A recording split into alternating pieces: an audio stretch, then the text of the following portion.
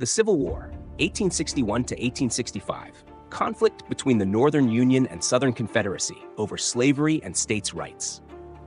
The American Civil War, fought from 1861 to 1865, was one of the most defining and tumultuous events in U.S. history. It was not just a war of cannons and muskets. It was a battle for the very soul of the nation, fought over deeply divisive issues such as slavery, states' rights, and the future direction of the United States. The conflict ultimately pitted the Northern Union against the Southern Confederacy, and its consequences would shape the future of the United States forever. The roots of the conflict. The seeds of the Civil War were planted decades before the first shots were fired at Fort Sumter in 1861. The country had been growing rapidly, expanding westward, and acquiring new territories. With each new state or territory, the question arose, would it be a free state or a slave state? The Southern economy was heavily dependent on slavery, particularly for the production of cotton, which was a significant export. The North, on the other hand, had become more industrialized and was increasingly opposed to the spread of slavery. This divide was not just economic, it was moral. Northern abolitionists saw slavery as a cruel and inhumane institution, while many Southerners defended it as a way of life essential to their economy and society. Over time, tensions grew to a breaking point. The Missouri Compromise, 1820, and the Compromise of 1850 temporarily kept the peace by maintaining a balance between free and slave states, but they did little to solve the underlying issues. When Abraham Lincoln was elected president in 1860, it became the final straw for Southern states. Lincoln, although not an outright abolitionist, was staunchly opposed to the expansion of slavery into new territories. His election was viewed by the South as a direct threat to their way of life. The South secedes. In response to Lincoln's election, South Carolina became the first state to secede from the Union in December 1860. Over the following months, 6 more Southern states followed suit, forming the Confederate States of America. In February 1861, the Confederacy elected Jefferson Davis as its president and adopted its own constitution, which strongly supported states' rights and protected the institution of slavery. These secessions set the stage for war. The Union, led by Lincoln, did not recognize the Confederacy as a legitimate nation. Lincoln was determined to preserve the Union at all costs, but he also walked a fine line, initially insisting that the war was about maintaining the Union, not abolishing slavery, to avoid alienating border states that had not seceded. The war begins, Fort Sumter. The first shots of the Civil War were fired on April 12, 1861, at Fort Sumter, a Union fort in Charleston, South Carolina. Confederate forces under General P.G.T. Beauregard bombarded the fort, and after a day of heavy artillery fire, the Union garrison surrendered. This marked the beginning of open hostilities between the North and South. In the days following the attack, 4 more Southern states joined the Confederacy, bringing the total to 11. Lincoln called for volunteers to suppress the rebellion, and the nation prepared for a long, bloody conflict. The early years of the war, 1861 to 1862, both sides believed that the war would be over quickly.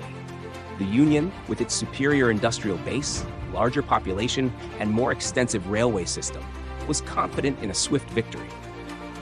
The Confederacy, however, believed that its superior military leadership and the fierce loyalty of its soldiers would allow them to resist the Union's might.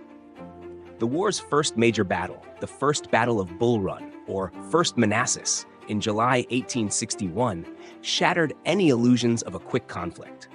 Confederate forces, led by General Thomas Stonewall Jackson, won a surprising victory, sending Union forces into a chaotic retreat. As the war progressed, both sides experienced victories and defeats. General Robert E. Lee, the Confederacy's most celebrated commander, led his Army of Northern Virginia in a series of successful campaigns, including the Second Battle of Bull Run and the Battle of Fredericksburg. Meanwhile, in the West, Union forces under Ulysses S. Grant began making significant gains, capturing key Confederate strongholds such as Fort Donelson and winning the Battle of Shiloh. The Emancipation Proclamation. By 1862, the war had transformed. What had begun as a struggle to preserve the Union had evolved into a battle to end slavery. After the Union's hard-fought victory at the Battle of Antietam in September 1862, Lincoln saw an opportunity to strike a moral blow against the Confederacy. On January 1, 1863, he issued the Emancipation Proclamation, which declared that all slaves in Confederate-held territory were now free. While the Emancipation Proclamation did not immediately free any slaves, it changed the nature of the war. It made the abolition of slavery a central goal of the Union war effort and prevented European nations, particularly Britain and France, from intervening on behalf of the Confederacy, as they were opposed to slavery. Turning points, 1863 to 1864. The year 1863 marked a turning point in the war. The Union achieved two critical victories that severely weakened the Confederacy. The first was at Gettysburg, Pennsylvania, in July 1863. After a daring invasion of the North, Lee's army clashed with Union forces under General George Meade in a three-day battle. The Battle of Gettysburg ended in a decisive Union victory, with Lee forced to retreat back to the South. The battle was the bloodiest of the war, with over 50,000 casualties. At the same time, in the West, Grant successfully laid siege to the Confederate stronghold of Vicksburg, Mississippi.